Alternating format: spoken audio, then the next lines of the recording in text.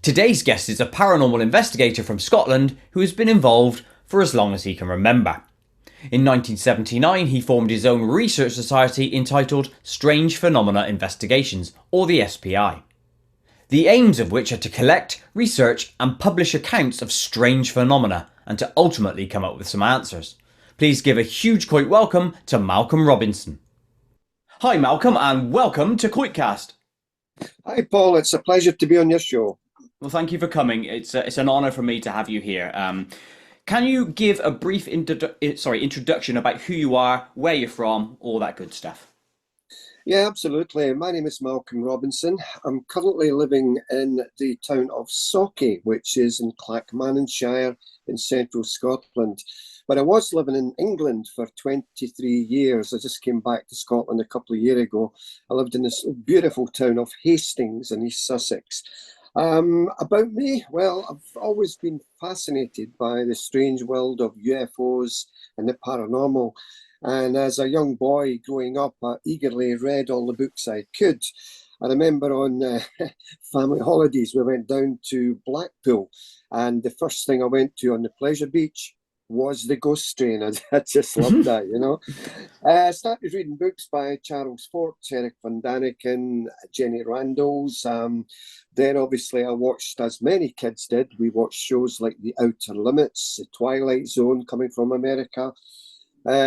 Also what influenced me in my early life was watching movies the likes of The Day the Earth Stood Still, War of the Worlds, Forbidden Planet, which introduced Robbie the Robot, and then of course Star Trek by William Shatner. And so yeah, it was all these type of things. I did have some weird experiences growing up. But in 1979, I formed my own research society entitled Strange Phenomena Investigations. And the aims of SPI, Paul, are basically to collect, research and publish accounts relating to most aspects of strange phenomena and to purposely endeavour to try and come up with some answers to account for what at present eludes us. Now, it's fair to say that growing up, I was very, very, very sceptical. I was very sceptical about all these subjects. I did not think there were any validity to all these claims. And I set out in 1979 to disprove these subjects.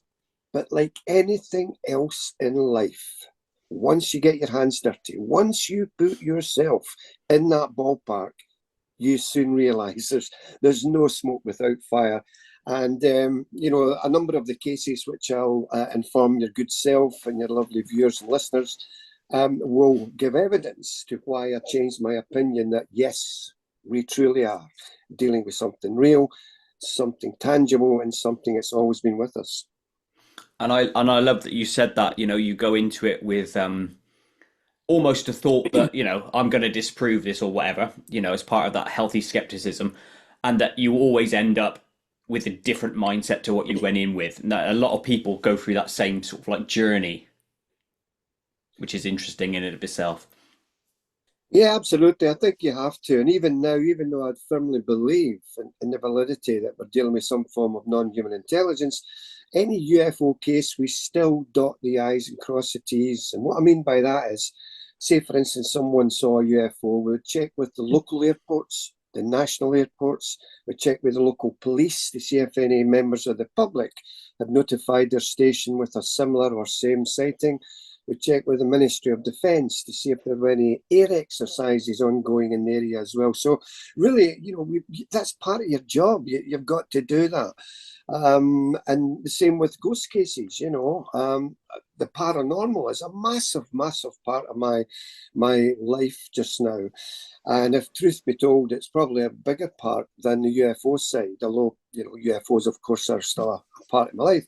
But the same with ghost cases as people trying to just pull the wool over our eyes, are people trying to get rehoused. They've tried everything to get out of their house. What can we do? Oh, let's make up a ghost story. Maybe that will get us rehoused. So we have to be careful. Or sometimes that will prevent them from selling the house, presumably. Well, there is that double-edged sword. Yeah, that's for sure. Okay, so let's before I dive into the rest of the topics and then a bit about what drives your personal motivation. What brought you directly into the paranormal theatre? Was it just that early like or wish for a mystery, or was it something else there? Yeah, it was a combination of reading all these books and watching all the TV shows, and also of having my own kind of strange and stuff happening when I was a child. Ah, And I remember, for instance, when I was about, I don't know, 7, 8, 9 years of age, my mother brought me a pair of shoes to wear, and I did not like them. Very childish, of course. Didn't like them at all, Paul. And I threw these shoes down towards the settee. Now, let me tell you, they were definitely heading towards the settee. Definitely, absolutely. They never touched the settee. What they did do is they stopped in midair before they reached the settee, levitated up a couple of feet and smashed through the living room window. And of course, my mother turned to me and said, Why did you do that? Why did you do that? I says, I didn't. And, it's very difficult to convince her. Staying with my mother, I remember when I was getting into spiritualism, I used to attend the local Alawa spiritualist church. And my mother says, What a load of nonsense, son. There's no such things as life after death and ghosts and poltergeists. I says, Mother, come along, come along. Oh, no, no, son, I don't want to go to that nonsense.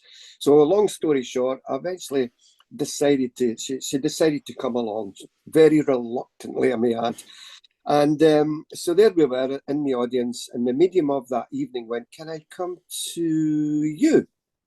And my mother says to me, Is she pointing to me, Malcolm? I went, Yes. Oh. And then the medium started to relay information to my mother, which she shouldn't have done, Paul. She shouldn't have done. And the reason I say that is because she said things like this. Oh, I see a divorce with you. Oh, I see Ireland's very prominent in your life. An Irishman. And anyway, long story short, going out, my mother was in tears. I could not believe it. I've never seen my mother cry in all my life. And we went out the church hall, and I said to her, Mother, have you got something to tell me? Yes, son. Me and your father's getting divorced. And how the hell did that woman know all this? How the hell did she know I was seeing a man from Ireland? oh So boy. again, we things like that put fuel on the fire to say, well, what is going on? Now, I know that mediums can lie. We know that. We know it's body reading. We know it's cold reading. But there's some fantastic mediums in the British Isles that once you find them will blow you away with the life after death communication. Yeah, my nan was a quite a well respected medium in this area, and my brother's training to be one. So I know personally that it is real.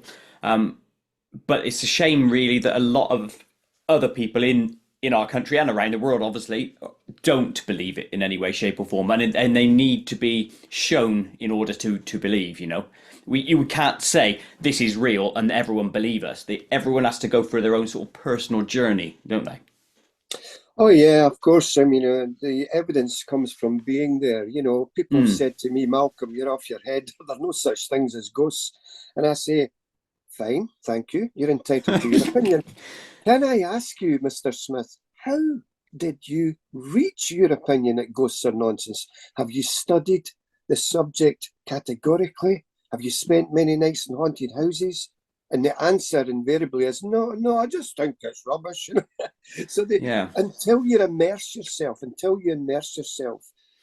put your feet in the ballpark, you won't experience these fantastic things as I have.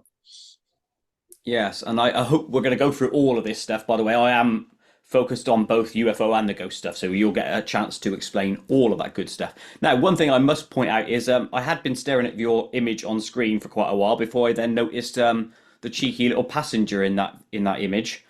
What's all that about?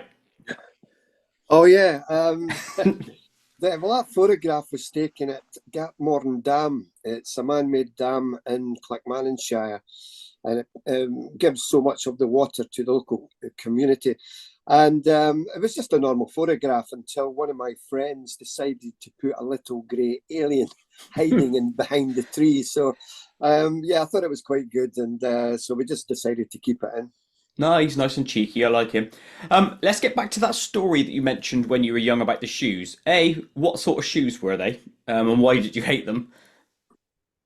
Yeah, they were just normal black patent leather shoes, Ah, School, I think they were school shoes, if memory serves me correctly.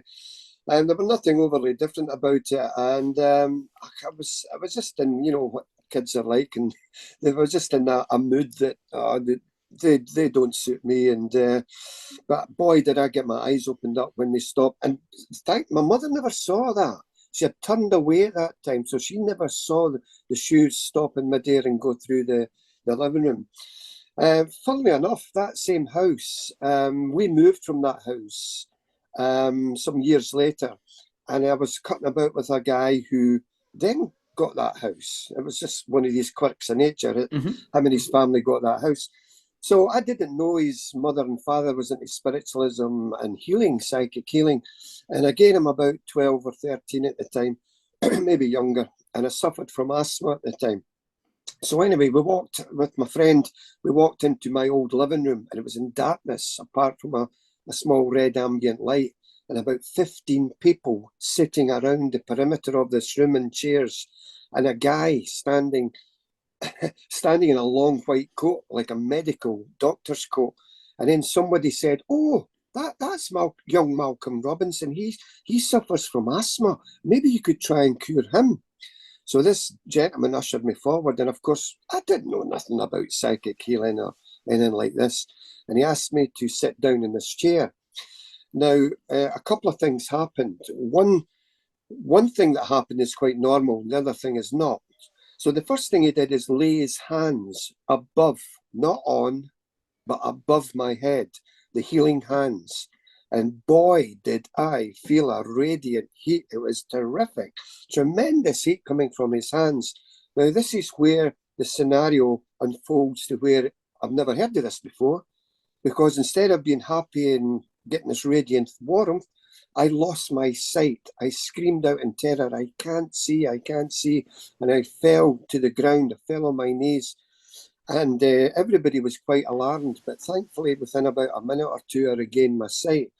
Now, in the annals of psychic healing, I've never ever come across that. I've come across the warmth, of course, but not that. Mm. And you may ask, well, did that help my asthma? To a degree, it did. But as I grew older, I eventually got rid of it anyway. Although now and again, I still suffer from it. So yeah, that was bizarre as well. Again, this is just the early stages of things happening. Well, my Also, question wouldn't be necessarily about the healing effectiveness. It was more about the what do you think was it about that process that caused you to lose your eyesight? Because that, like you say, is a weird thing to happen. I've never heard of anything like that before myself. yeah, I don't understand how that may have affected my eyesight. The guy was well known in the community, as I found out later, as a very fantastic healer. And maybe the powers that he was using on me was so strong that somehow affected me. But I can only speculate as to why that happened. Sure, it But is a strange one. yeah, for sure. I mean, now that we're talking about young things, things that happened when I was younger, I remember I was in the school playing ground at Bankery Primary School, and it was a warm summer's evening. We were kicking the ball about as you do as kids. I was about 11, 12. Then suddenly all the kids stopped and looked skywards, and we're all looking aghast at this egg-shaped object about 25 to 35 feet in length, completely white, pearl white. And everybody's going, "What on earth is that?" And my gaze was transfixed at this. I'd never seen the likes of this in my life before. And then suddenly the guys all started playing football again. And I took my gaze away from it for about 4 seconds, looked back up, and you guessed it, it was gone. Mm. So again, some of the wee things that happened which got me interested in these subjects. Now, I have two more questions here before we move on, and the first of which is The house that you were in, where you threw the shoes and they performed the act where they sort of went up and through the window, was that a nudge point for you? Was that the earliest nudge point to set you on the investigation path, do you think, or was it that UFO one? Good point. It probably was. I mean, before that, I'm trying to rack my brains here. Before that, when I was at primary school, we got an easy reader book, and the book was about. It was, I think, it was called "A Man from Mars," and effectively, it was about this spacecraft that crashed in some woods, and these two guys, these two school friends, were bunking off school, didn't go to school that day, and decided to go a bike ride into the woods. And they found this guy, this strange character in this spaceship, and they went on all these fantastic journeys, you know. And so probably maybe that was the one, that was a catalyst, reading about this story, this mythical made up story, of course. And that, along with the psychic event in that house, was probably the early, and the UFO event was all a catalyst, moving me forward to later on read the books of Charles Fort and Van Daniken, etc. Sure. So the final question here before we move on then is, was it a haunted house you were in, or was that just a one-off event that happened as part of that nudge? I.e., were there any other sort of small things that you would notice there that could say, oh, it was a haunted house? That's an example. Yeah, no, good question. No, it was just a normal house. I mean, that was our house when I grew up in that house as a boy. And it was just so happened that I met a friend, and when we moved, he got that house, one of the quirks. But and he said it was just a normal house because Cool. it was used by this gentleman for healing. Well, that tells me then that it was definitely a nudge for you specifically. It's like a one-point event, and only you saw it, so therefore it's for you. I mean, it's sort of like sending you off on this investigation path. That's what I believe. I may be wrong. What are your thoughts? Well, probably the big event to shoot me to the core was the Decmont Woods event in 1979, which really changed everything for me. And I guess from there, that would be the major catalyst, which propelled me into these wonderful subjects. Well, let's But dive straight into that then, because it was on my list anyway. So let's dive straight into the Decmont Woods. Obviously, you wrote the book, The Decmont Woods UFO Incident, An Ordinary Day, an Extraordinary Event. Can you give us a synopsis of that book? yeah, it's a major case, and it's well known. I've spoken about it on many a podcast. But for those viewers, listeners who are not aware of it, effectively it happened to a gentleman by the name of Robert Taylor. Now, Robert Taylor was a war hero. He went over to France on D-Day 5 to help liberate France and Europe from the Nazi menace. Now, he was in a tank regiment, and he helped liberate Bergen-Belsen concentration camp.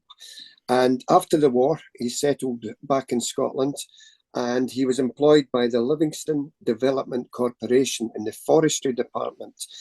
And on the morning of November the 9th, 1979, he jumped into his pickup truck, accompanied by his Irish red setter dog Lara, drove part way into Decmont Woods. Now, Decmont Woods, for those not in the know, it's near the town of Livingston and nearer the major capital city of Edinburgh in central Scotland.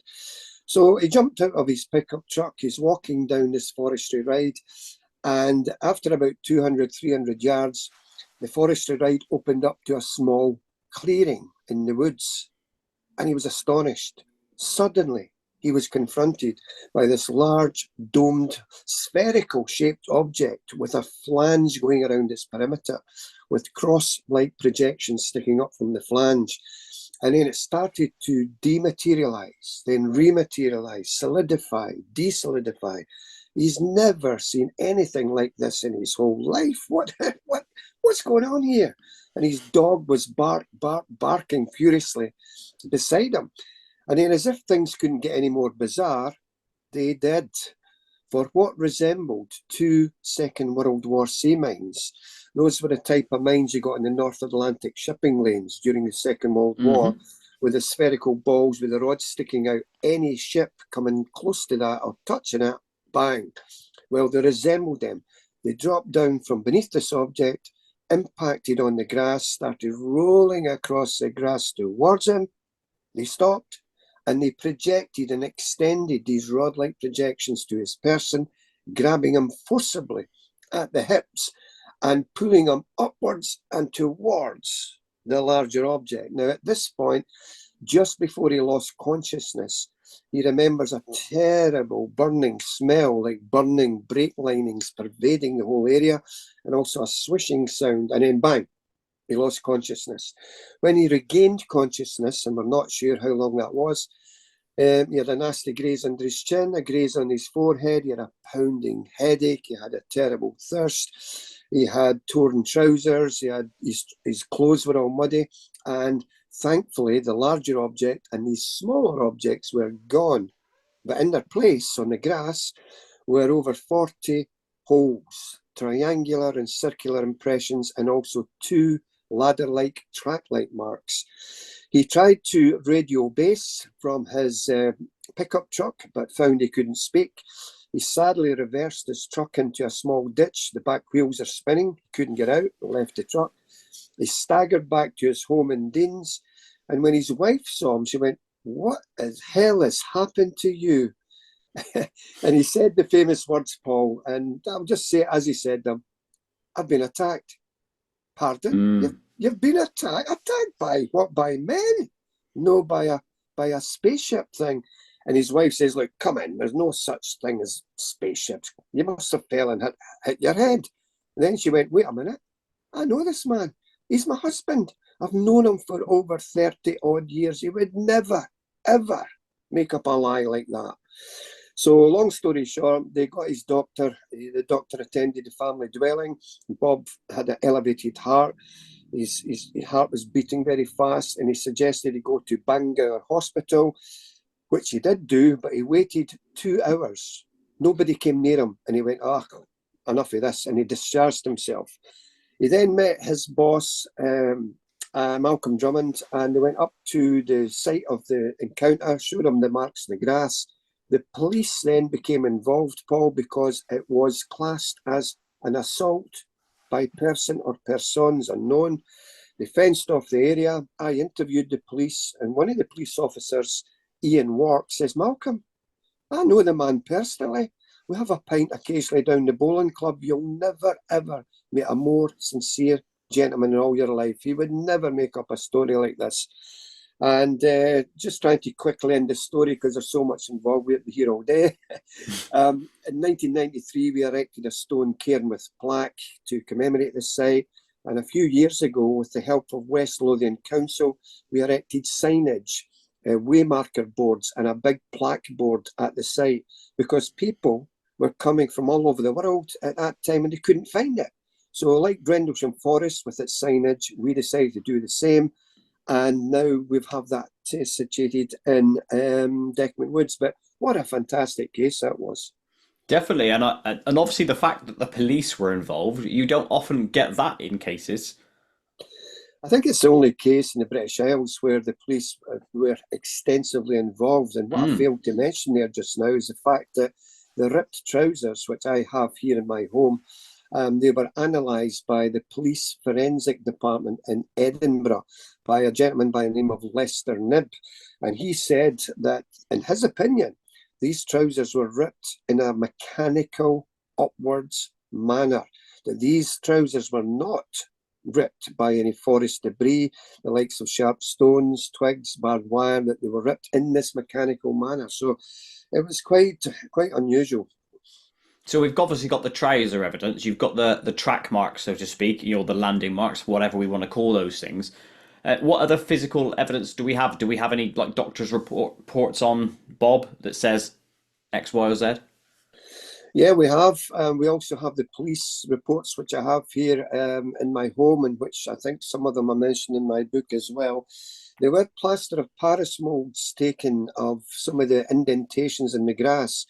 I was there a day or so after the event, and also there was famous author Andrew Collins, and Martin Keatman, and they were representing BUFORA, the British UFO Research Association. And I was dealing with Ancient Aliens just last year, the TV programme, and Andy Collins was with me doing a feature on Deckerman Woods. And I said to Andy, whatever happened to those plaster of Paris molds you made of the marks in the grass? He says, good question, Malcolm. He says, we sent them to somewhere in London to be analysed, etc. And he disappeared. We don't know where they went to. And so other than that, the ripped trousers, the testimony, the police testimony, that is the mainstay of what happened. Of course, we have 11 different theories by other people to try and explain the case, which I mentioned in the book. Yeah, and obviously people trying to explain the case, there's absolutely zero issue with that, isn't it? It's just how well people analyse evidence and what conclusions they draw from it. And I love the fact that when people say, oh, there's no evidence of UFOs, well, in that case, there is evidence. It's recorded evidence. We have it. So there is something that would push you towards the UFO existing basis, isn't there? Yeah, that's true. I mean, I remember back in 1993 when we did the commemoration of this event with the stone cairn and plaque. We had the Scottish media there, and our psychic, Helen Walters, who sadly died last year, bless her, she was standing staring into the woods. And I goes up, I tapped her on the shoulder. Helen, what are you doing?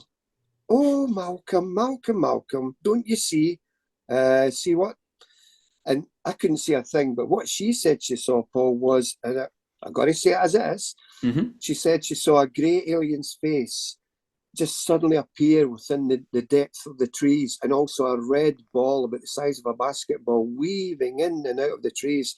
Now, I couldn't see a thing, but I'll tell you what, Paul, I would put my house on her. You know, she was a fantastic medium. We've used her in haunted houses cases in Scotland, and also she's a qualified hypnotherapist. We used her in the A70 case, which we'll speak about later, and the hypnotic regression of Gary and Colin. So she said she saw that. And again, it's just one of these other bizarre stories. Funnily enough, when Bob Taylor moved from Deans, his home in Deans near Livingston, he moved to a town called Blairgowrie. And would you believe that there were 2 crop circles found in some fields near his home? May have nothing at all to do with it, of course, but I just thought I'd mention it. Well, no, it's another like synchronicity or something like that. That you know, things. If you're involved with the subject somehow, it seems like other things you are then open to it, or it finds you, or whatever. So yeah, you know, I understand all that. With Bob, did he ever have any conscious recall later about the bit when he went unconscious? I.e., did he have missing time? Did he have a regression? All that stuff. Yeah, I mean, he was regressed. He was not regressed. Nothing to do with me. I was not aware of this until several months later. He was regressed by a stage hypnotherapist or stage entertainer, for want of a better word, Robert Halperin, who has passed away himself. I believe it was in Glasgow. What I learned from that was he took Bob back to that morning of November the 9th, 1979, took him through everything. And when Bob lost consciousness, there was this blackness, there was this inky blackness, there was this, he just could not penetrate that. But then again, was there anything to penetrate? It was like a big sluice gate of the mind that dropped down, and this sluice gate was not going to open up.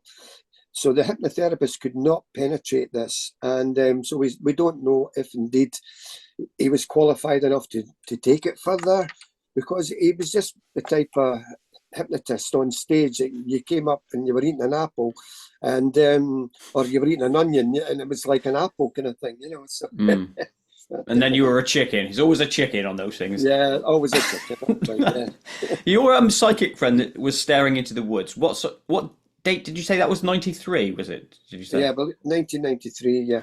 Well, that's interesting anyway, because you know she said she reported the red orb the size of a basketball and then a grey alien. I mean, really, that seems like it was well before the zeitgeist of orbs floating about and things. Yeah, I mean, you're quite correct. Someone might say there were orbs going about then as well, but certainly to me, I was not aware of these small orbs, etc. What I will say, excuse me, is that anybody that knows me knows that I don't I don't put too much credence on a lot of orb sightings. The vast majority are dust particles, air molecules hitting the flash. You know, so Oh if yeah. you're walking down a dusty corridor in a castle and somebody takes a photograph, you've got multitudes of these orbs. Now, that's fine. But there is some orb sightings that I cannot explain, and you know, where they appear right in front of you, and that's totally different. So it's a double-edged sword, that one. And when they're on video, because I've seen video evidence of them, and I'm sure you've seen it down the years. Yeah, absolutely. I've seen that as well. So there are these ones, you know. I mean, if you hit a cushion or anything and take a quick photograph, you'll get these dust Oh molecules yeah. coming, and you look like orbs. But anyway, yeah, there is there's. I don't believe there's spirits of people, and people may think that's wrong or don't agree with me. That's fine. But at the end of the day, every researcher, the length and breadth of the British Isles, have got their own ideas as to what orbs could be. And so you may get another guest on the show and he'll tell you something different, you know. So Yes, I've had that conversation. But that's nothing. There's no issue with that because none of us can prove that those things are 100%, A or B or C, can we? We have no way of doing it unless we capture one and interrogate it, and it gives us the answer of what it is. yeah, that's true. I mean, for me, there's the evidence for life after death is absolutely astronomical. I mean, see when you look for it, see when you interview people and you find out. I mean, sadly, one of the jobs that we have to do is we have to make sure we ask all the right relevant questions. And what I mean by that is, so if Mr. Smith saw a ghost, I would say, sorry to ask you this, Mr. Smith, but are you on any medication? Pardon? Are you on any medication that may Yeah. have got you to imagine you saw something like this? So we really, really, really have to ensure that we answer the questions that skeptics would answer or ask, I should say. Yeah. Yeah, and I bet that puts you in a lot of hard scenarios, like you said, very awkward positions sometimes. Oh, you have no idea how that question, that one question, irks people. I remember on a UFO thing, this chap, when I stayed in Ealing in London, we were invited to a gentleman's house who had taken video footage of these UFOs. And oh, wow, this is great. UFO footage. Wow, we'll have to see this. So we went along to his house. We sat down, he inserted the VHS tape into his machine and he switched on. And within about 6, 7, 8 seconds, I said, oh, interesting. But that to me looks like laser lights illuminating low-lying cloud. How dare you say that? This gentleman said, I brought you here because you believe in UFOs. And we later found out, and we got thrown out of his house, by the way. We later found out that I was correct. It was a new disco had opened up about a mile away from his home, and they were using laser lights, big lights. And of course, when they hit the low-lying cloud, it did look majestically like UFOs. But when you're trained to understand these things, Paul, you soon realize it. But this is why we have to be very careful with witness testimony, because there's something known, and you know yourself, pareidolia, Yeah. simulacrum, where the human brain is hardwired to make sense out of nonsense. You look into the sky, you'll see a lovely female face or a horse's head. That's all it is. It's shapes, but your brain is hardwired to make sense out of nonsense. Many photographs that's submitted to SPI are just simulacrum. And some of the ghost sites, oh dear, some of the ghost sites on Facebook, you look at all these supposed ghostly photographs, and it's just a trick of the light. Now, I've got to cover myself here, not them all, because I am a believer in spirit, but not them all. But by God's, some human beings are so gullible to believe everything, you know, it's ridiculous. It's exactly that. These awkward questions. Have you ever got to the point where you did ask these questions and then you came out with, "Oh God, this person was drunk or this person was on drugs or whatever"? Has that happened to you? Yeah, it has happened Oh to me. no. Well, not so much drunk, but it's a mental disorder, or you Mm, know, what I mean by that is we went to this gentleman's home who was allegedly plagued by poltergeist manifestations, etc. And he said they're taking over my body. And pardon, they're taking over my body. What do you mean? What time is it, Mr. Robinson? It's about 10 to 3. We'll see at 3 o'clock. You'll hear the noise they make. You'll hear them speaking through my stomach. And I went, really? So 3 o'clock comes and his belly rumbled. Right. Excuse me. Hopefully that wasn't the belly rumble. His stomach rumbled. And there you go. Did you hear that? Did you hear them talking to me? And of course, I looked at my colleagues around me and I went, no, sir, we didn't. And we had to play it by ear. You have to be very gentle with these people. And we just, thanked him for his time and we moved on. But that was a mental disorder. Obviously, he wasn't trying to pull the wool over our eyes, Paul. He wasn't trying to be funny. He genuinely felt that he was possessed. And his stomach rumbling was the voices of these entities. It's very sad, actually. Yeah, it's not great. Do you think the most work in your investigations is actually dealing with people rather than dealing with facts and things on the ground and stuff? Oh yeah, I mean, obviously it's dealing with people. The vast majority is dealing with people. Back in the day when I started off, there was no internet, and it was all sending letters to airports, sending letters to witnesses, etc. Now the internet has opened up the whole world where easy access is fantastic. I mean, just for instance, this morning before the show, I got some video footage and photographs from a lady when she was 8 years of age. She saw this hideous creature like the Kelly Hopkinsville, Kentucky goblin, if you know that case. Similar to that was in a tree. And it scared her. And so she was sending me pictures and video footage of where that was. So it's great, you can get instantaneous, get right through to people and stuff, but there's nothing better, forget that, there's nothing better than visiting an actual witness, visiting the actual location and putting your own eyes on the ground, so to speak, and really try and be there and try and be in the witness's mind. Well, that's a very apt little point for you to tail off on there, which is you've got to be there. So what drove you to this? You said earlier that the Decmont Woods case is the real turning point from you. So what drove you? What made you hear about the case? What drove you to go there?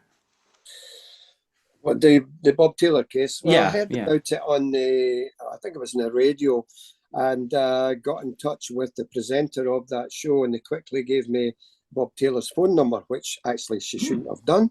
And I made my way to Bob's home with a fellow colleague. And when I went there, his living room was awash by the media people. My God, you've never seen anything like it in your life. And Bob, I introduced myself to Bob, and he says, "Who are you again?"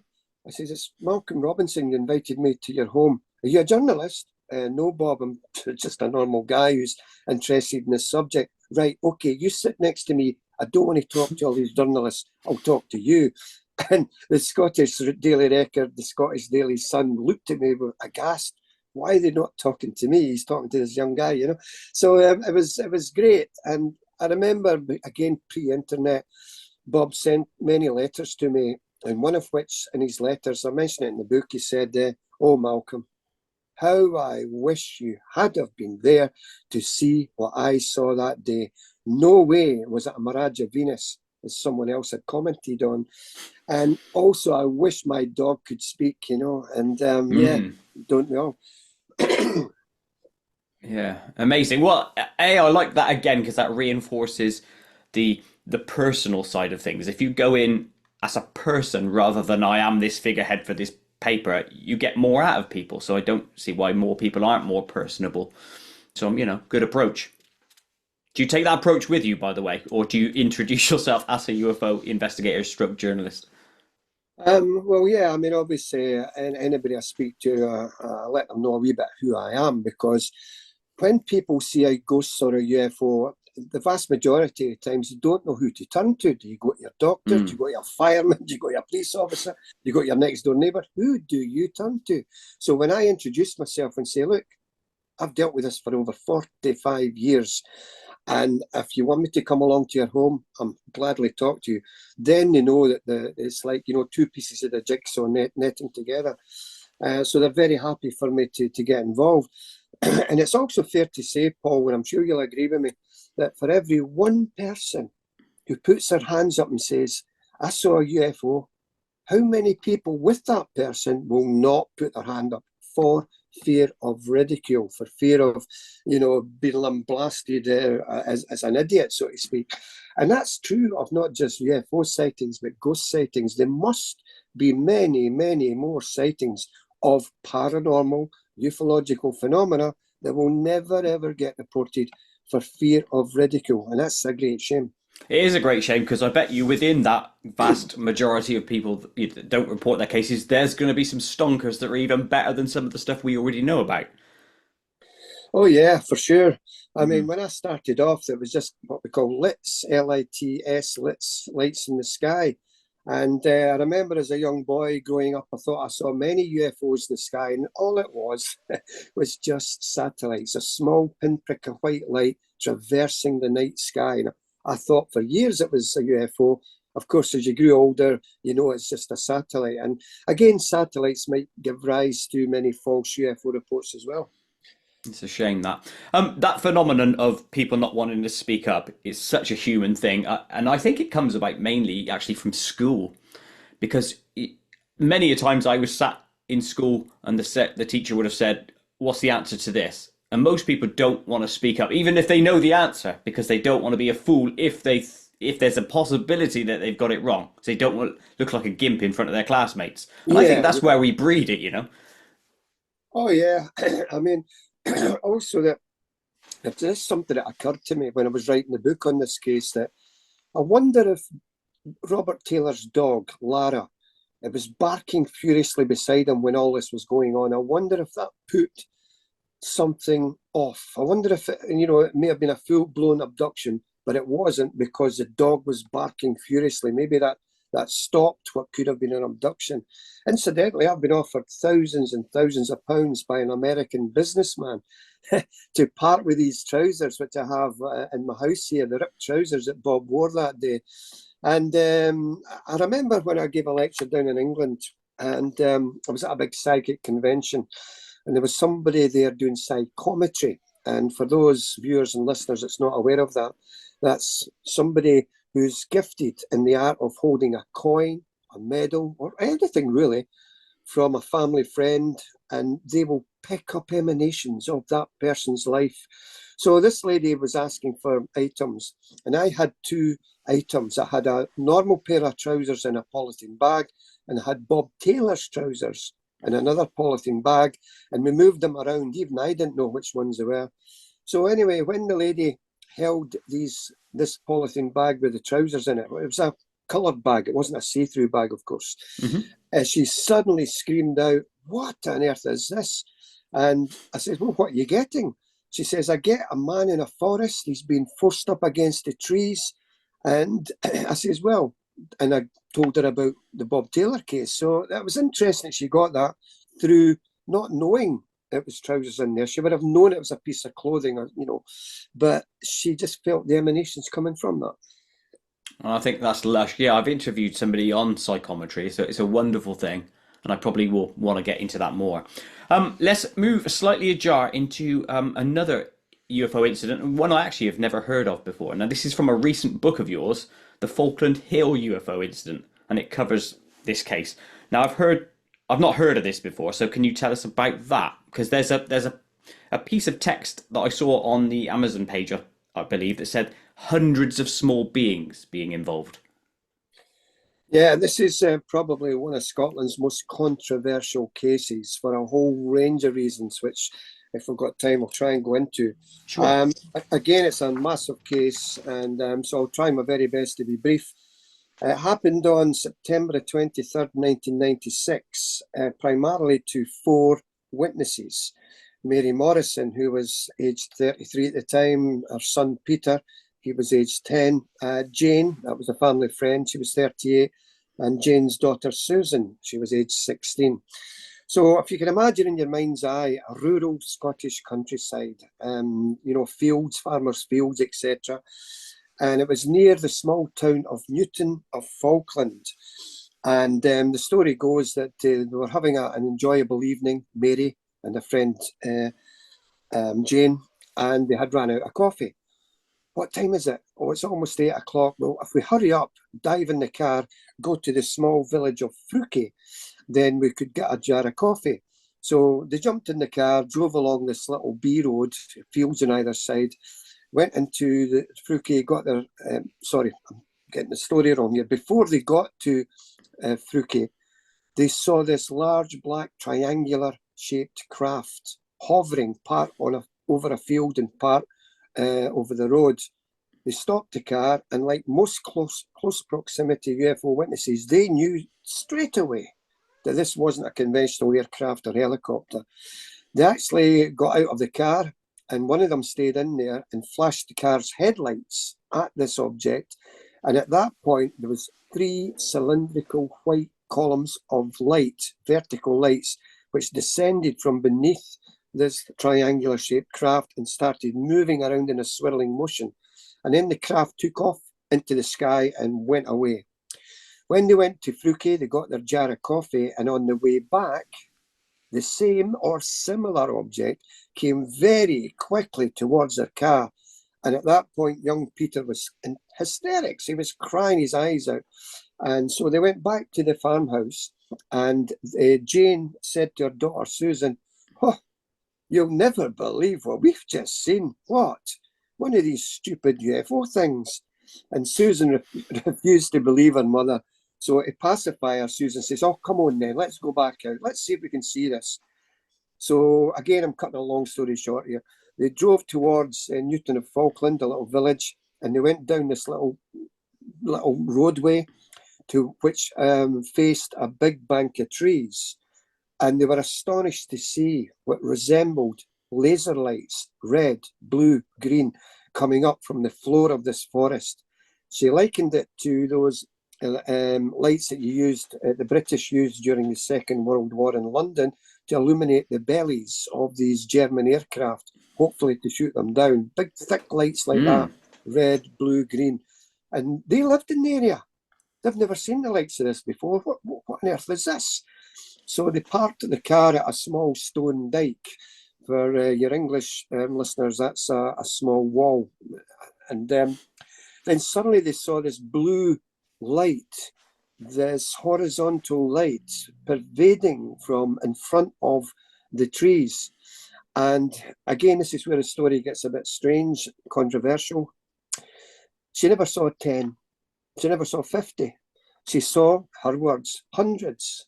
Maybe it was an over-exaggeration on her part, but she, in her testimony, which I have audio testimony of her saying that, she said there were literally hundreds of these small grey beings in this farmer's field, about 500-600 yards away from their viewing position. They were lifting up boxes and also canisters and taking them towards a larger craft, a structured craft in a wee kind of area in the woods. Now, standing to the left and standing to the right of this bizarre spectacle was creatures which were in excess of 10 feet tall, large, taller, greyer alien beings, call them what you will.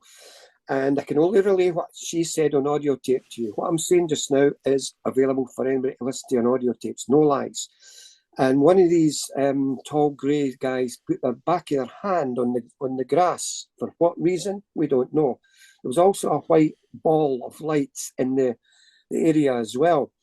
And at that point, again, this is controversial. At that point, if you can imagine a soap bubble, Paul, if you can imagine a soap bubble, and only it's about 8 or 9 feet tall, and it was encased within the soap bubble was these 2 small grey beings being blown across this farmer's field towards their car.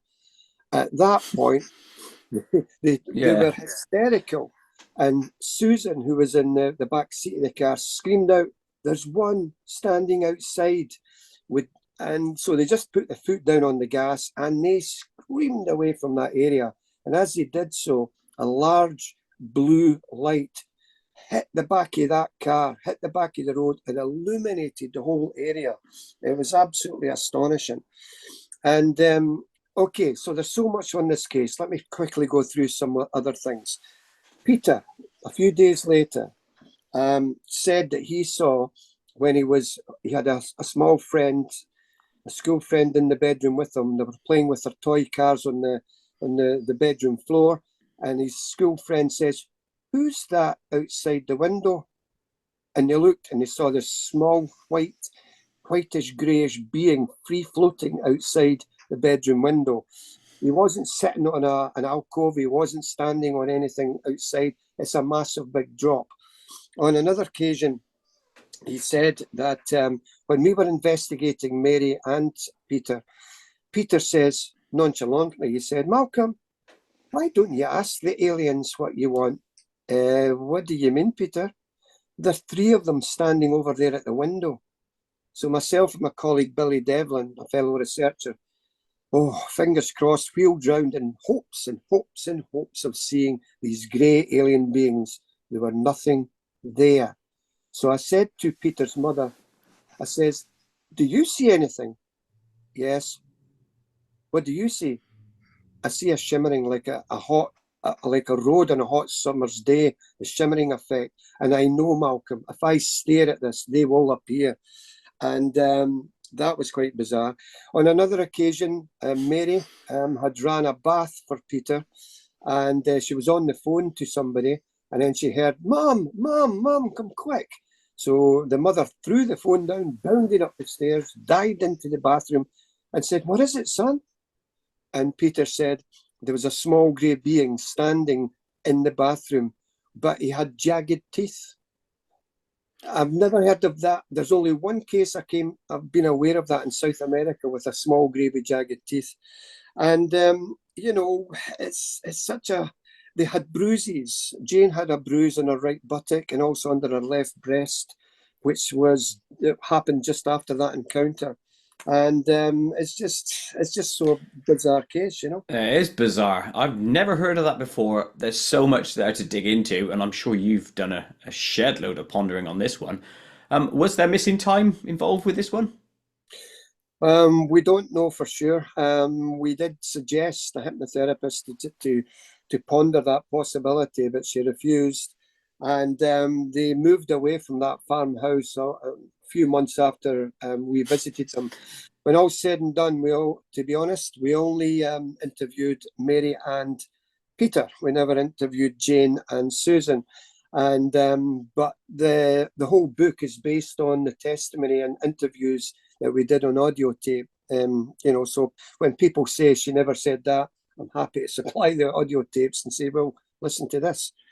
Are those audio tapes online anywhere to listen to, or is it just you have them as part of your stuff? They're not online. Maybe I should put them online, but we have them here. Or at least just some clips of what you deem the best stuff, online, because it would be very interesting to hear. And the reason I say that is because I've, like the Betty and Barney Hill regression therapy. When you hear those snippets online, it's like that's a different window, because you often hear, they were regressed, they did this and that, but when you hear it from the horse's mouth, it's like, whoa, whole different facet. Yeah, maybe we should do that. I definitely should do that. I mean, the house was haunted as well. They told me stories that they had a cat's bowl, not a dog's bowl, but a cat's bowl with water in it. And then suddenly they could see the displacement of the water as if some imaginary ghostly cat was licking it. There was also black helicopters, with unmarked black helicopters pervaded the whole of that area during the time of those sightings. And there was also a strange smell appeared in the family home as well that they couldn't account for. And on one occasion, Mary was looking out of her bedroom window, and she has a commanding view of the valley, the Forth Valley, as it sweeps away. And she looked up, she could hear this low rumbling noise, and she looked up. It was like one of those kids' Airfix models when you got in the box, all the wee pieces are on a wee bits of, you had to piece them all together. It was like the underside of that slowly moving above her farmhouse and moved away across the valley, joined by a small red ball of light. So it was a lot of controversial because she was a subscriber to Flying Saucer magazine, etc. She didn't answer all of her questions. She sounded and seemed sincere, as did Peter. She said that she would supply us with more information, and we asked that Peter supply the drawings that he had done and she had done, but we never ever received them. And I do put my concerns on this case in the book. We were attacked, that is SPI, were attacked by fellow Scottish researchers by the way we allegedly handled this case. And there was, for instance, I was working in a factory in the town of Alloa. I can prove it. And I was accused of banging on doors in Newton of Falkland saying, I'm Malcolm Robinson. Have you seen any UFOs in this area? And it was very nasty towards him. It wasn't me. I was working, And of course, because it made the newspapers don't always portray you, as you probably know, as what you said. Well, Malcolm, why did you say that in the newspaper? I never said that. That was me. That's the newspaper hacks has done that. So sadly, when you work with the media, I mean, I've worked with the media all my life, and we do need them, but they can portray you very silly, as I could tell you by many stories. But yeah, I never said that, Exactly. They don't only portray people in that manner, they also sometimes, well, a lot of the time used to, portray the subject matter in that same silly vein. They don't treat it with the respect it deserves. So, Yeah, that's the it's media very for you. sad. It's very sad. I mean, thankfully now we have more and more television stations. When I was a lad, it was only 3 stations. And now, and back in the day when I was growing up, all the programs on UFOs and ghostly phenomena was all one-sided, and that one-sided was, what a load of rubbish. Thankfully, we have independent television, and I've worked with many independent television stations. They give you a fair shout, a fair crack of the whip, and it's wonderful. Wonderful. Oh yeah, the tide is turning these days, which is a massive thing. I mean, I'm coming at nearly 50 years old. I've seen a sea change in my lifetime. That's great, and I know it's going to go further and further and further. So I'm in a way I'm envious of the people born now because they get to see a bigger sea change than what I'll see or what I have seen. But hey ho, that's life, isn't it? We age out. Let's take that case to be 100% true. Everything that was said was true. On that basis, what the hell was going on there with those alien greys in that field? What were they doing? What are your thoughts? Well, it's like any given UFO case that we can prove that something happened. We ask the question, why? What was going on? As you quite rightly said, what was so significant? What was these little greys doing in that field? Where did the boxes, where did the cylinders come from? I mean, sadly, all we've got is speculation. Some people would suggest maybe it was a focal point or a window area, a hotspot. Bonnybridge is a major hotspot in Scotland. Gulf Breeze in Pensacola and America is another one. The Nullarbor Plains in Australia is another one.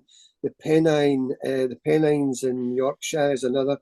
We seem to have these vortexes or window areas where UFOs have seen on a more regular basis, but it doesn't really give us any answers. More so Bonnybridge, and nothing significant in Bonnybridge, Air Force bases or silos, missile silos or anything.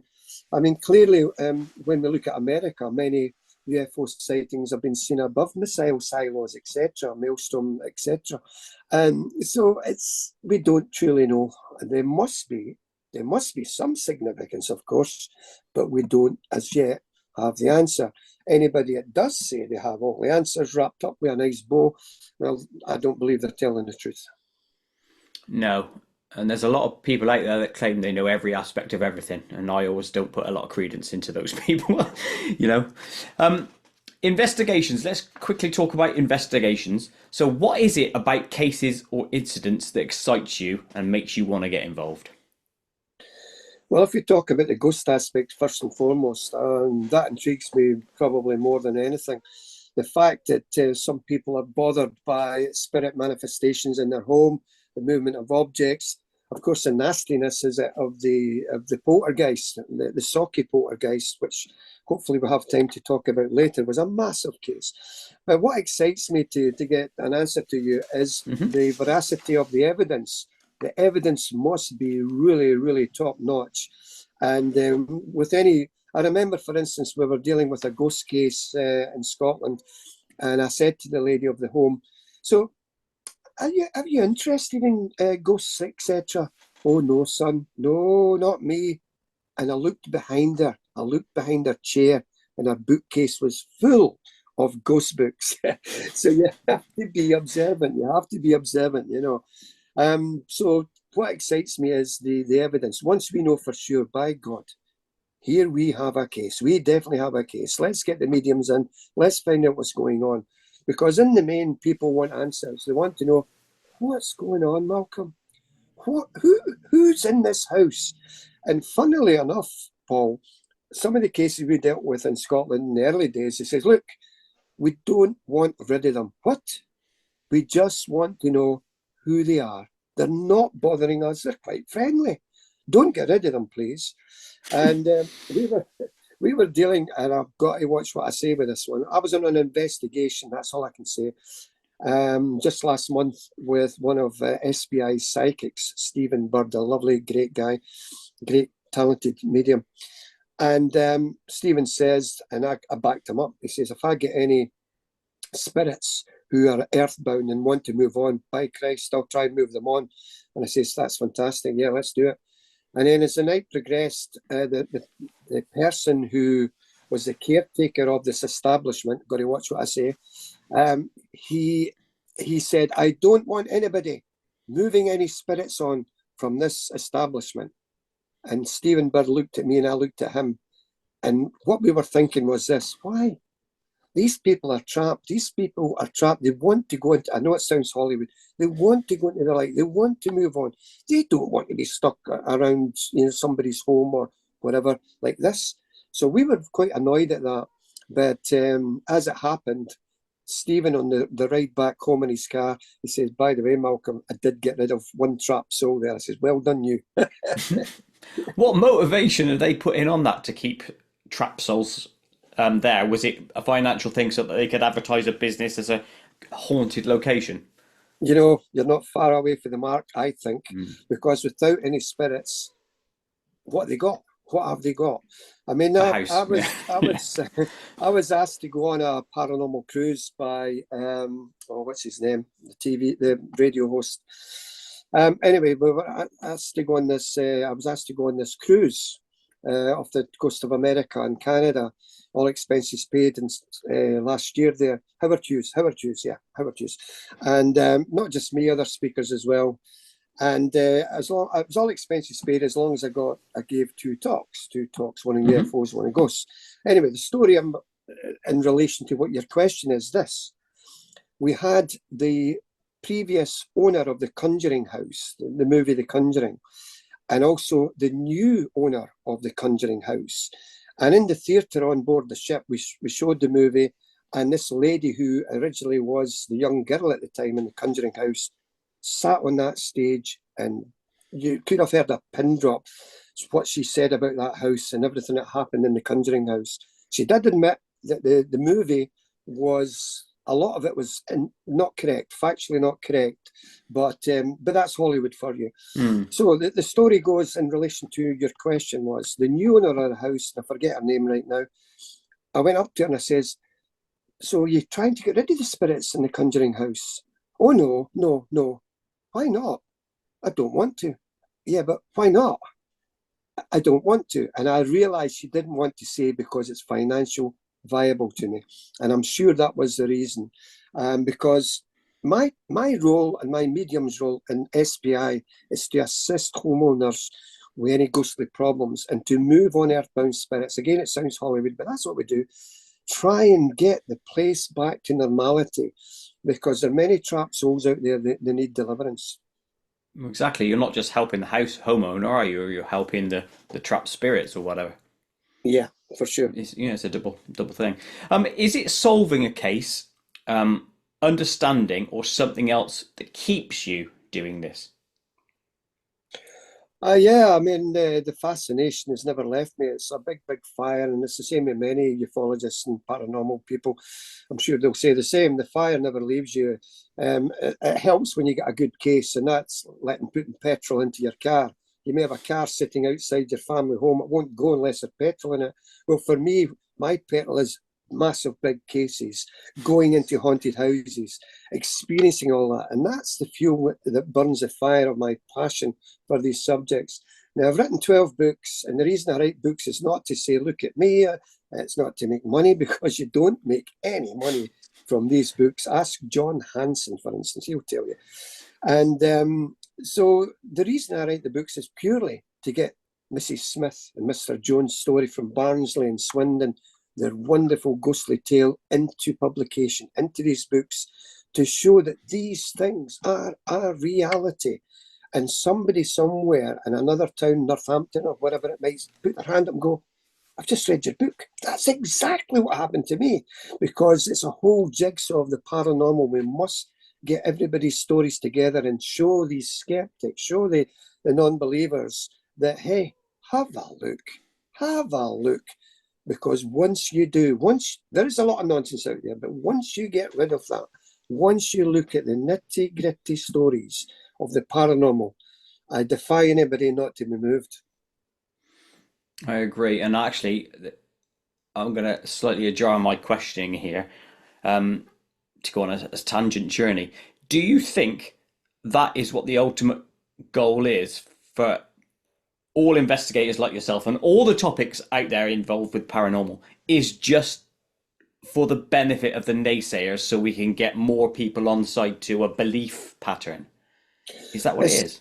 It's partly that, but not at all. It's partly, yes, to prove to the naysayers, but it's also partly for science. Because, and I've said on other shows that we laughed at Marconi, his invention. We laughed at John Logie Baird, inventor of the television. That'll never work. It did. We laughed at the Wright brothers, man's first flight at Kitty Hawk. That'll never get off the ground. It did. People tend to laugh and poke fun. So part of it would be to show the naysayers that, hey, come on, see, this happened. But also for the betterment and advancement of science, because science is ever progressing. We're dealing with quarks, neutrinos, subatomic physics, subatomic particles. The answer to all these mysteries lies in other dimensions and other fields of inquiry.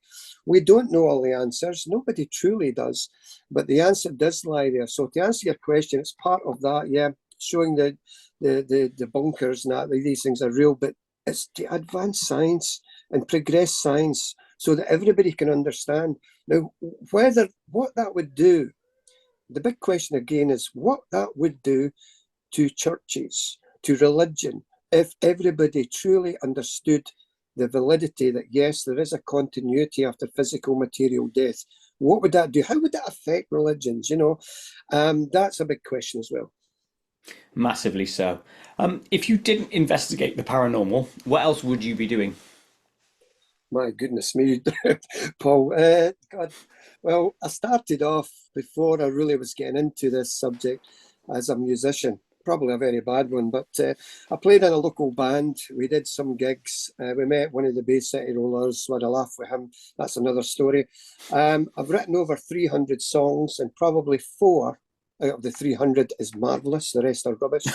I like that. Yeah. And when you're young and growing up, you think every song's great, but they're not. But I remember I was practicing a song with my band members in a house, and the chap's mother says, "Oh, that's a wonderful song. Who wrote that? Was that Simon and Garfunkel?" I went, "It was me." "Oh, that was great." So it builds your confidence.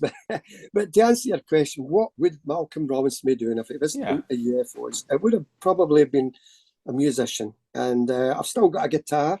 It sits here in my home, like an acoustic guitar. And if I've had 1 or 2 sherries, I may pick it up and strum out some Beatles songs and stuff. But yeah, I probably would have been a musician. Good on you. I'm a musician myself. I'm actually going to class myself as a musician now. So yeah, I love music myself. So well played to you. What is the cost of investigating, both financially and personally? Well, first and foremost, I've got to say to your good self and your viewers and listeners that we at SPI never, ever, ever charge for our services. I remember we were dealing with a haunted house in Stirling, and this old lady, opened her wee purse. "How much do I owe you guys?" "Nothing, madam. Put it away." So, but the cost to us, to answer your question, is quite substantial because I don't drive. Would you believe I don't drive a vehicle? So I've got to either jump cycle everywhere. I cycle everywhere. Yeah, John at Groats Land's End. I've got to travel by rail or by car. And obviously, so it's costing me money, but I don't complain. It doesn't bother me. It's my hobby. Yeah. It's my love. It's my passion. So I don't care if I'm penniless. I'll spend every penny to get to help people in a haunted house, whatever it may be. So it's costing me, yeah. So it costs you financially there. Is there a personal drawback? As an example, I know that like if a psychic goes and investigates a case, sometimes they can be out for a couple of days afterwards while they recharge, etc. Is there anything like that in relation to yourself? No, I mean, you do get, I mean, I give lectures as well. I've lectured all over Europe, and I'm the first Scotsman to lecture in America, Canada. No, sorry, not Canada. America, Ireland, and Holland, and France. And to answer your question, it's like the buzz you get. So you're asking, does it affect you? Yeah, you get a tremendous buzz. You can't sleep for hours once you come off the stage. That's And it. everybody comes up to talk to you. And the wonderful thing about being a lecturer is people will come up to you after you give a lecture and say, "You're Mr. Robinson, can I tell you something? I've never told my own wife, I've never told my family, but I want to tell you." And they unload these wonderful stories. So that's the good thing about that. That's where you get the buzz as well. It's fantastic, great. Excellent. Now, obviously, you mentioned Ancient Aliens earlier, and I saw your recent episode, I don't know, a few weeks back when it was on TV, on Discovery or wherever I recorded it from. Are you giving real answers, or are you prompted to read out what they write? I love your questions, Paul. I do love your questions. No, we're never prompted to elaborate, for want of a better words. They ask us, just tell us in your own words, Malcolm, what happened. They may ask you to refine it and drop it, because you probably know as the show goes on, I love talking. And it's very difficult for me to put in a few lines what truly you want as an interviewer, Paul. But they ask you just to kind of nail it down and just be concise and stuff like that. And I've worked with the media all my life. It's fantastic. It's opened up a whole range of different things for me. But yeah, it's fine. It's fine. Did you like that Ancient Aliens experience? Was it something that you thought, "Ooh, amazing"? Yeah, I mean, I just treat it like any other show. We've done a lot of the mainstream media. It's just another show for me. Yeah, it's nice working with people I haven't worked with before. On that show was Andy Collins, and we hadn't seen each other since 1979 on the site of the Bob Taylor case. So it was great. The sad thing about that show and others is we did 4 days of filming, 4 days of filming. And one day was in Bonnybridge. We filmed the whole morning in this cafeteria kind of restaurant thing. None of that footage was shown. They filmed Craig Malcolm in there as well, and Craig Malcolm at his house. None of that footage was shown. And also Was that the nudist cafe? Yeah, I can't remember. you know, um, where you're all sat around naked. That's why they cut it out. oh, yeah, that would have been fine, wouldn't it? They wouldn't have. A lot of people would have turned off with that one. So, like any show, you have to be careful because you could talk for 12 minutes and only use 35 seconds, But that's the media for you. That you got to accept that. There'll be a director's cut extended edition at some stage, and then you'll be on it more. Yeah, sorry, just to interrupt you. Go on. I was again Discovery or Sky Atlantic or one of these shows.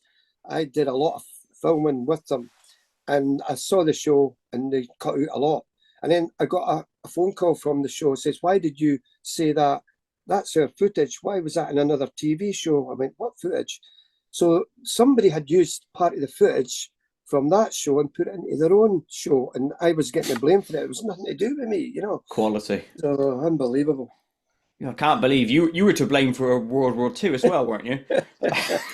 And the events in Ukraine, yeah.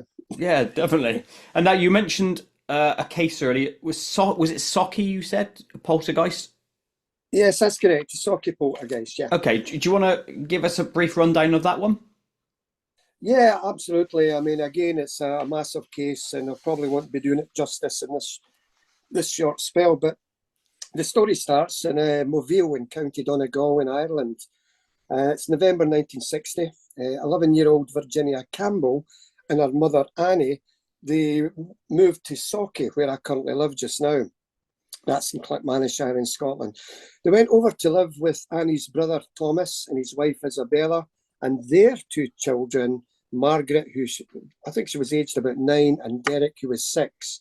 Now, Virginia Campbell, who was 11-year-old, as I said, her father had to stay back in Ireland to sell the family farm, and he would be joining the family in Scotland a few months later.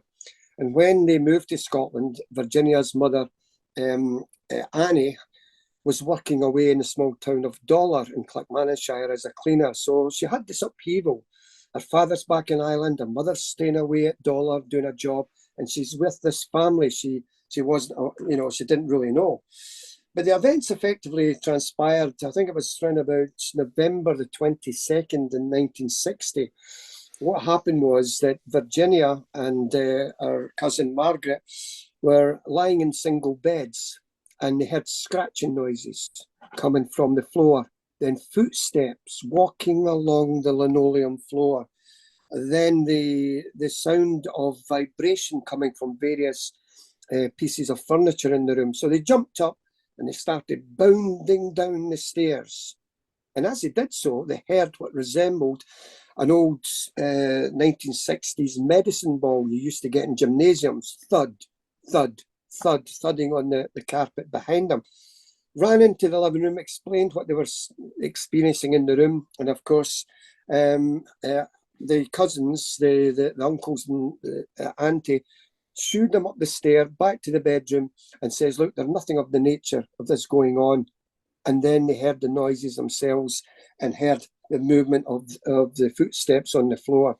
Over the course of the next few days, there was a sideboard which was in the living room, moved from the wall, several inches from the wall, and moved back again.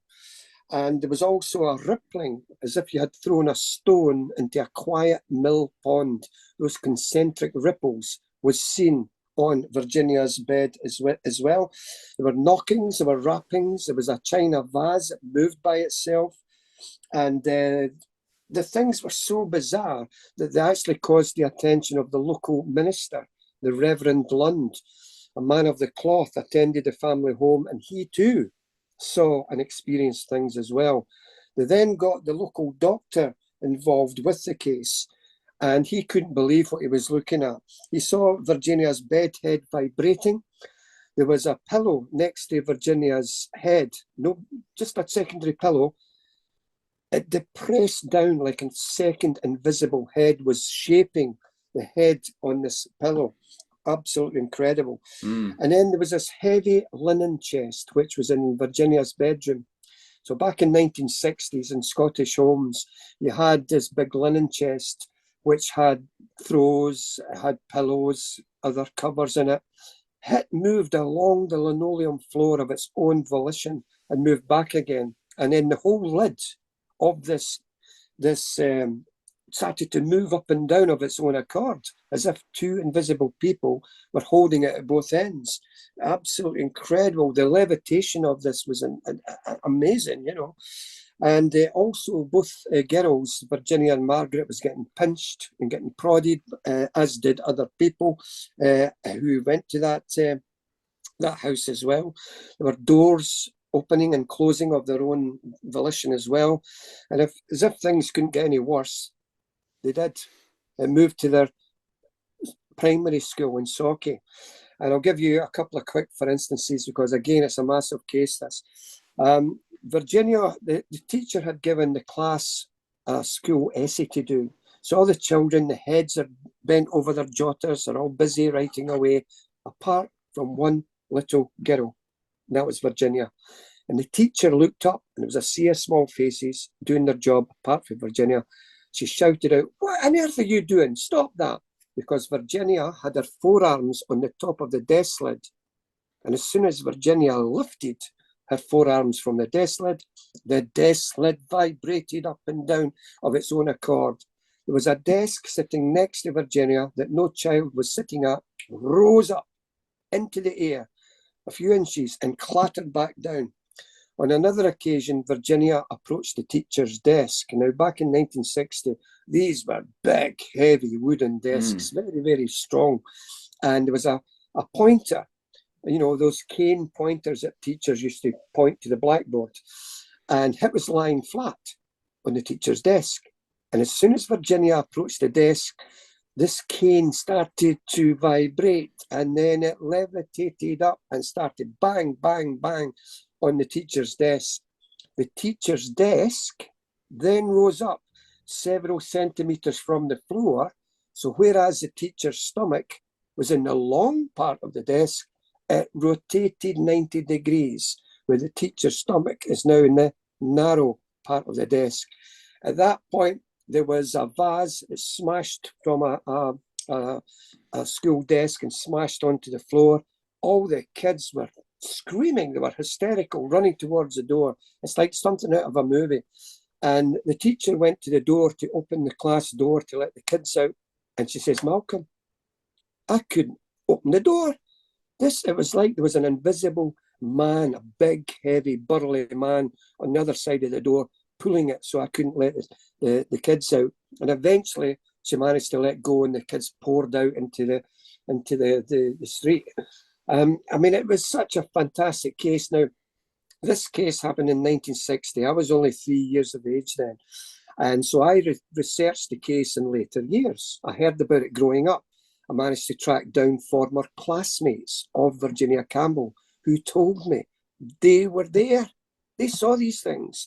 And I also spoke to the doctor back in the day as well. I spoke to the teacher. She says, Malcolm, I'd never known what a poltergeist was, or a ghost, or a spirit. I didn't know about these things. I can tell you, this desk rose up and swiveled round 90 degrees. Nobody was near it. And I gave a lecture on the anniversary of this case a few years ago, and I gave a full-blown lecture with all the slides, etc. And I says, ladies and gentlemen, you don't need to believe a word I've said tonight. Put your hands together from somebody who was there, one of the former classmates of Virginia. Please welcome to the stage. And this gentleman went up and he just blew everybody away. And I decided again, like most things, this case, and I've only scratched the surface. By God, I've only scratched the surface. This case needed a book, so we did a book on that case entitled The Socky Poltergeist. And I honestly feel that it's head and shoulders above the Enfield case once you start to get into it. Well, I've never heard of this before. There's a lot of questions I'd have now to ask you, but I think it warrants something else. So would it be okay if we could schedule something for the future, if that's possible with you, just to discuss that case? Absolutely. I'm more than happy to do that, Paul, because again, I've only scratched the surface. There's so many elements of this case that deserve to be broached, and one show on this would be wonderful. I agree, because I don't want to do it disrespect by just answering one or two questions and everyone else out there listening will be saying, well, what about this? What about that? I'd have all those questions as well. So let's do that separately if that's okay with you. Let's sort of like move on from here. Steve Mirror, Barry Fitzgerald and Nathaniel Gillis, who I'm speaking to Barry soon, and I've spoken to the other two, they believe that the paranormal is not loads of separate things, that it's one overall thing, mass, whatever we want to call it, that's wearing different costumes. What are your thoughts on that? Or do you think they are separate scenarios? So ghost is one thing, UFOs is something else. It's a very intriguing question, and it's one which, again, maybe I'm sitting on that fence, not sure if it's to the left or to the right. And because some people, Steve Mera, etc., may say it's all together, it's all part of the same thing in different guises, different costumes. Yes. I've only ever had one case that I've dealt with that combined the two. And what I mean by that is this. Some years ago when I stayed in England, I did a case with my partner at the time, and we went down to Devon, and there was a farmhouse which was plagued by UFO sightings all around, strange things going on in the house, etc. But mostly of the UFO variety. So we went down there to document that. So we spoke to the lady in the house, spoke to the whole, the husband, etc. And the lady started to tell me things, and then she stopped. I says, no, continue, please continue. Oh, no, no, no, you'll think I'm off my head. You'll think I'm crazy. No, please, please. What is it? Well, I woke up one morning and I can tell you that I wasn't sleeping, Mr. Robinson, but there at the foot of my bed was a small grey being. And I was wondering to myself, is this part of what's been seen around the property, these UFO things? But it was also what I also saw in the room that really flabbergasted me. I mean, well, what did you see? What also did you see? Well, you won't believe. I said, oh, you've got to just tell me. And she said what she saw. So she's got an alien, the grey alien at the foot of her bed, the typical grey, 3.5, 4 feet tall, small childlike body, grey, bluey, translucent skin, pear-shaped head, black ink almond-shaped eyes, etc. But there at the wall, at the other wall, was a small, ghostly girl. Definitely a ghostly. She could see through her. And she said this girl reminded her of the American TV show Little House on the Prairie, where they've got all these little pinafore dresses and pigtails coming down her head. And she says she couldn't for the life of me understand why she had an alien and a ghost in the house at the same time. And that's the only case where the lines have been blurred. The lines have kind of, or blurred or come together in the same scenario. And it begs the question, and, like you asked, why? Why do we have the same two types of phenomena appearing in the same room? Is it under the same umbrella? Is it all separate, or is it all together? Again, I think it's to do with this subatomic physics, some form of science that we're yet to scratch the surface of, because the answer probably will lie in there. Yeah, I agree with you on that one. When you were talking about that, the Falkland Hill case earlier, where you were in the same room and they said, I can see an alien, I can see the shimmer, you couldn't see it. That's what makes me also sort of like point towards, is it one phenomenon wearing different hats, different costumes, was it presenting slightly ghostly there? Is it demonic? Well, I don't know, all these things. you could also say, is it because, this is just a speculation, and I'm sure others have the same speculation, is it because the more psychically aware, the more psychically attuned a person is, they will be receptive, they will see things. And Yes. it's like you could have been in a haunted building and you could have 6 people or 3 of the 6 people will see a spirit manifestation, the other 3 will go, what, I can't see anything. Maybe their brains, maybe the psychic ability is not sufficient enough for those other 3 who can't see it to see it. So perhaps the more psychically aware you are, that will really put you in that ballpark. And for sure. I'm in the non-ballpark. Are you a non-ballparker? How do you mean non-ballparker? As in, I don't see stuff. All right. Yeah, well, yes and no. I mean, because I've put myself in that ballpark, I've had my hair pulled by a spirit. I've been slapped by nothing at all. I've been kicked by nothing at all. Nobody's been near me. And so, yes and no. Sometimes I'm in a haunted location and nothing happens. I mean, another story that I tell on other podcasts is we were working in a haunted house in Stirling again, and we had the video cameras going, the audio equipment going in this haunted bedroom, allegedly. And the room was in darkness and nothing was happening. And I questioned myself, why do I do this? Why do I do this? And then suddenly, bang, the whole room illuminated with thousands and thousands of tiny pinpricks of white light. I've likened it, Paul, to a children's handheld November the 5th sparkler. These sparkling lights were everywhere. And they only lasted about 24, 25 seconds. And it was like a dimmer switch on a wall. Vroom, vroom, vroom, vroom, vroom. Place was engulfed in blackness again. So with fingers crossed, we went to the VCR equipment, pressed stop, pressed rewind, pressed play. Nothing. Nothing was captured. This magnificent spectacle was not captured. All we had was blackness. So here's where the skeptics come in. Even if we had managed to capture this wonderful, fantastic array of lights, the skeptics would have said, oh, you just made them up on computer, Malcolm. Well, good job, son. So you can't win sometimes. You can't win, not with technology these days. Quick question on that before we move into the Koit zone is, Was it just you that saw the lights, or were there other people there that also saw the lights? Oh, everybody saw the lights. Yeah, Ah, okay. everybody saw the lights. Yeah, and so therefore, I mentioned earlier about the more psychic one is. I don't class myself as psychic, but maybe whatever happened was so powerful that everybody was Mm. attuned to it. You know. Yeah, yeah. There are definitely areas on this planet, like portals, if you will, where energy seems stronger.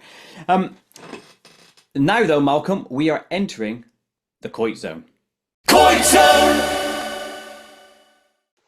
Favorite film? Let's start there. Favorite film's got to be Braveheart.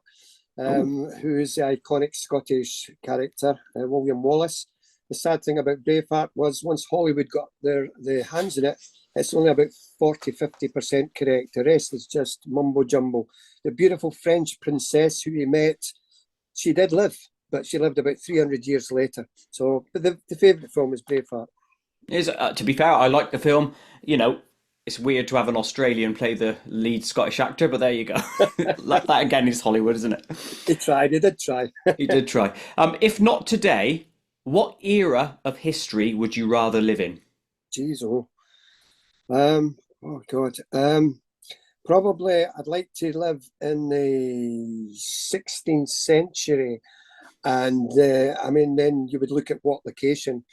But, funnily enough, I'd like to live in the location where I currently live in the 16th century to go back in time to see How it it was. as it was, Mm, So, but yeah, quality. What is the last item or product you bought? my goodness, it probably would be, it'd probably be plastic sleeves to put some notes in that I bought from Amazon, which arrived today. Quality. If you could only eat one food item and over again for the remainder of your life, what would that food item be? I shouldn't really say Kentucky Fried Chicken, but I've just said it, so it'd be that, yeah. Um, are you good at DIY? No, I'm terrible at that. Um, I don't know how to screw anything into a wall or anything like that. No, I'm not okay at painting, but if you ask me to paper a wall or anything like that, the paper would be on me than on the wall. Yeah, I tried Terrible. to wallpaper a ceiling once. I know what you mean. I know the pain. Very Yeah, difficult. Um, what animal is secretly plotting to take over the world? cats. Yes. See, I've asked this question to somebody else before. Oh, I said it would be cats. Now I think he got slightly offended, but but they are, aren't they? They're evil swines. What's the scariest thing you've ever done? Uh, the scariest thing I've ever saw was a chest of drawers rise up into the air and float towards me. But that was Jeez. just something that I've seen, which that's a big story as well, by the way. Mm. The scariest thing I've ever done, boy, goodness, I don't know, I can't remember. No, that's fair enough. But it's probably watching Hibernian Football Club, because that's my favourite Scottish team, and they're not performing very well, so that's quite scary. Yeah. Oh God. Are you a season ticket holder? Are you? No, not a season ticket holder. I'm just a escape artist when it comes to Hibs. Ah. What's been your best achievement in your life? What makes you the most proud? There's a number of things, but probably apart from the plaques and signage at Deckman Woods, it would be the plaque we put on at Alloa Town Hall, because I'm a big Beatles fan. And the first time the Beatles, or the Silver Beatles, as they were known then, Hmm. ever played in Scotland was at my hometown then of Alloa in Clackmannanshire. They were supporting a local artist. The drummer was Tommy Moore, so that was before even Pete Best. And with the help of the Clackmannanshire Council and some GoFundMe project with some local people, we managed to get a brass plaque put up on the Alloa Town Hall to commemorate the fact that the Beatles' first gig anywhere in Scotland was at Alloa Town Hall. And I'm so proud of that achievement. Quality. On that basis, talking about the Beatles, what's your favourite Beatles song, if you have one? It's again very difficult. I would need to lean towards Penny Lane, which I love that song. But there's so many, Mm, and but yeah, it's a great song. here's a good one. In a similar vein, musically leaning, what was the last music concert you went to? Jeez. Okay. Um, Is it it was Steps? It was Steps, wasn't it? oh, it was worse than that. Um, my friends wanted to go to. They're big fans of Elvis, and they wanted to go to an Elvis impersonator. And so it was an Elvis impersonator in Alloa we went to see. He was okay, but I like Elvis. I'm not a big Elvis fan, but that was a lot. To answer your question, that was the last kind of concert we went to. Yeah. Cool. And the last one here in this Koit zone. If you were shrunk down in size, which animal stroke insect would you ride? Geez, I've got some amazing questions. Well, my goodness me, shrunk down in size. Yeah. Probably be maybe a mouse. I don't know. There you are. One for the future. Get asking AI to produce a picture of you riding a mouse. That brings us to the end of the Koit zone. I told you it was weird, but I like to ask strange questions sometimes. Which brings us brings us to the final two questions. First of which, what else do you like to do in your downtime? Any activities or guilty pleasures? Now, obviously, you've mentioned that you like music. So, is there anything besides music that you do? Yeah, I love going out on my electric bike. We have some wonderful cycleways here in Clackmannanshire, and it's the first time I've owned an electric bike. And I try not to use it, not to use the assist just on normal flat ground. I only use it when it's a steep hill, and by God, the difference it makes is incredible. It's like 10 people shoving the bike up this hill, and we have some very, very steep hills in Clackmannanshire, and it just breezes up them. So that, to answer your question, it's definitely cycling. I love getting out in the sticks, way out in the fields, quiet, beautiful, Yeah. fantastic. I love cycling, yeah. Scotland, I mean, Scotland as a whole is lush when you get out into the wilds. I haven't been there often. I think I've been there once or twice in my life, but it's a beautiful place to go around. So fair play to you for living there. This brings us to the final question. What are you currently working on? Well, I'm just currently working on. I'm just tidying up my 13th book that I'm co-writing with fellow Scottish researcher Ron Halliday. It's a book about the Bonnybridge UFO sightings. And whilst that I have a chapter on the Bonnybridge UFO sightings in my first book, this is more guts and all. Everything's combined in this book. So half of the book will be my thoughts, my cases, what I've dealt with in Bonnybridge. The other half is Ron Halliday's cases that he's dealt with in Bonnybridge. So that's what we're working on just now. And also I'm working on with Billy Brown, who's an engineer on a Loch Ness project. As some of you may know, I've been fortunate enough to be down in a submarine in Loch Ness in 1994. Anyway, either later this year or moving into next year, we've already got a boat. We've already got a crew with fantastic sonar. And our intention is to try and get some funding to hire a submersible, a small submarine with cameras, lights, etc.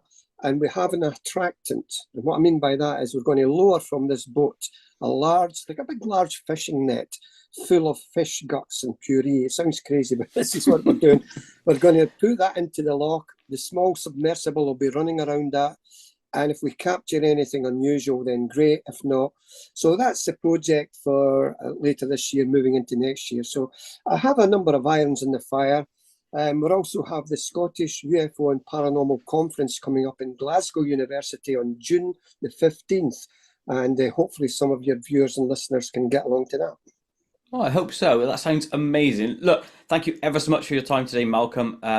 Lots we went over is lush, and I look forward to discussing that poltergeist case later on if we can arrange some time. But we'll talk about that off recording. But thank you ever so much for you for coming on and sparing your time, and thank you to everyone listening and watching. Thank you.